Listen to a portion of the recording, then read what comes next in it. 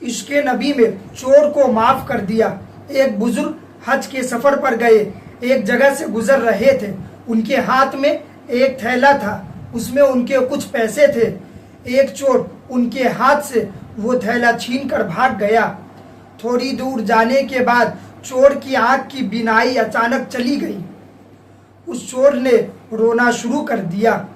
لوگوں نے پوچھا، بھائی کیا ہوا، کیوں رو رہے ہو؟ کہنے لگا، میں نے ایک آدمی کا تھیلا چھینا ہے، وہ کوئی بڑا مقرب بندہ معلوم ہوتا ہے، بڑا اچھا بندہ معلوم ہوتا ہے، میری آنکھوں کی بینائی چلی گئی ہے، خدا کے لیے مجھے اس کے پاس پہنچاؤ تاکہ میں اس سے معافی مانگ سکوں۔ لوگوں نے پوچھا کہ یہ واقعہ کس جگہ پر پیش آیا ہے؟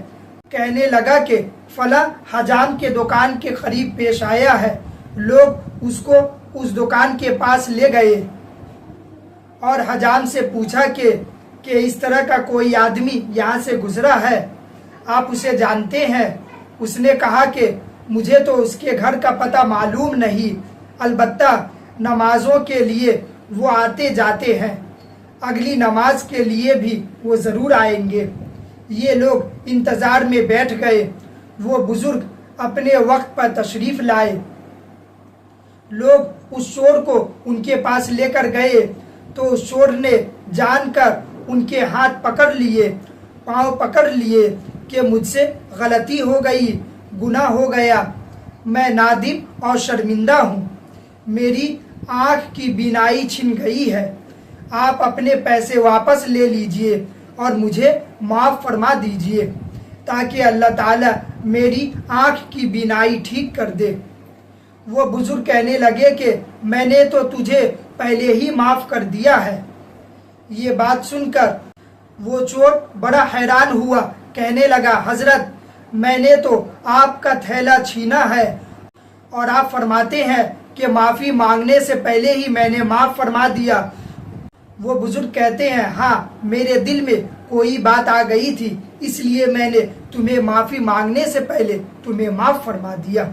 فرمانے لگے کہ میں نے ایک حدیث میں پڑھا ہے کہ جس میں نبی اکرم صلی اللہ علیہ وسلم نے فرمایا، قیامت کے دن جب تک میرے امت کا حساب پیش کیا جائے گا تو میں اس وقت تک میزان کے قریب رہوں گا جب تک میری آخری امت کا فیصلہ نہیں ہو جاتا۔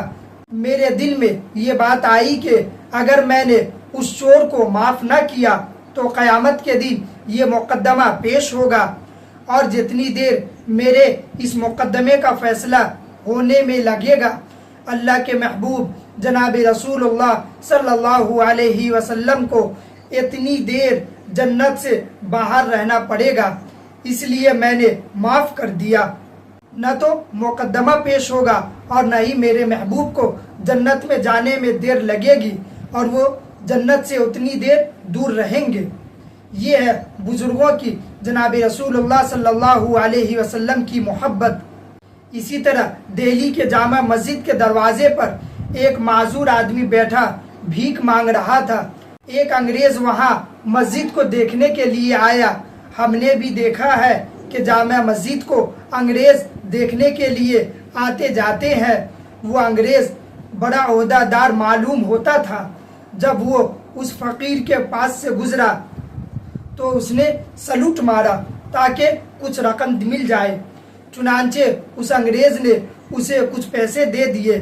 انگریز باہر کھڑے ہو جاتے ہیں، جوتوں کی جگہ پر اندر داخل بھی نہیں ہوتے۔ مسجد کے نقش و نگار اور عظمت ایسی ہوتی ہے کہ اللہ کے گھر کے سامنے ہی انہیں سکون مل جاتا ہے۔ وہ انگریز مسجد کو دیکھ کر واپس چلا گیا۔ گھر جا کر اسے معلوم ہوا کہ جس بٹوے سے پیسہ نکال کر دیا تھا وہ بٹوا جیب میں نہیں ہے۔ پیسے کافی تھے اور پتہ بھی نہیں کہ کہاں گرا ہوگا۔ خیر بات ختم ہو گئی اور وہ انگریز بھول بھی گیا۔ ایک ہفتے کے بعد پھر اسے چھٹی ہوئی۔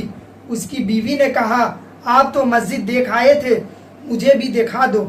چنانچہ چھٹی والے دن وہ اپنی بیوی کو لے کر پھر دہلی کی جامع مسجد دیکھنے کے لیے گیا۔ جب وہ انگریز اس معذور فقیر کے پاس سے گزرا تو وہ فقیر فوراً کھڑا ہو گیا اور اس سے کہا کہ آپ پچھلی دفعہ آئے تھے، مجھے پیسے دیے تھے، اس کے بعد آپ بٹوا جیب میں ڈالنے لگے، تھوڑی دور جا کر کے آپ کا بٹوا جیب سے گر گیا تھا اور میں نے اٹھا لیا تھا، یہ بٹوا میرے پاس آپ کی امانت ہے، یہ میں آپ کے حوالے کرتا ہوں۔ انگریز نے بٹوے کو کھول کر دیکھا تو پیسے بالکل پورے تھے۔ حیران ہو کر وہ سوچنے لگا کہ بٹوا تو دے دیتا مگر اس کے اندر کی کچھ پیسے نکال سکتا تھا، مجھے امید تو یہی تھی کہ اس میں سے کچھ پیسے لے لیا ہوگا۔ اس فقیر سے پوچھا آخر کیا بات ہے کہ تم نے کچھ پیسے بھی اپنے پاس نہ رکھے؟ وہ معذور فقیر کہنے لگا بات یہ ہے کہ قیامت کے دن ہر آدمی اپنے نبی کے پیچھے ہوگا، جماعتوں کی صورت میں نبیوں کے پیچھے چل رہا ہوگا۔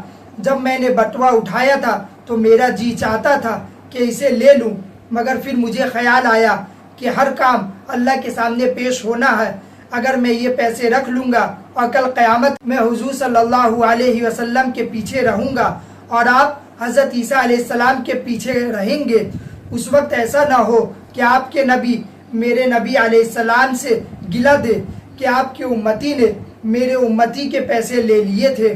یہ سوچ کر میں نے اس میں کوئی خیانت نہ کی اور آپ کے پیسے میں نے آپ کو لوٹا دیے ہیں۔ کاش ہمیں بھی دہلی کے اس معذور فقیر جیسی محبت حضور صلی اللہ علیہ وسلم سے ہو جاتی۔ قوت عشق سے ہر پست کو بالا کر دے، قوت عشق سے ہر پست کو بالا کر دے، دہر میں اس میں محمد سے اجالا کر دے۔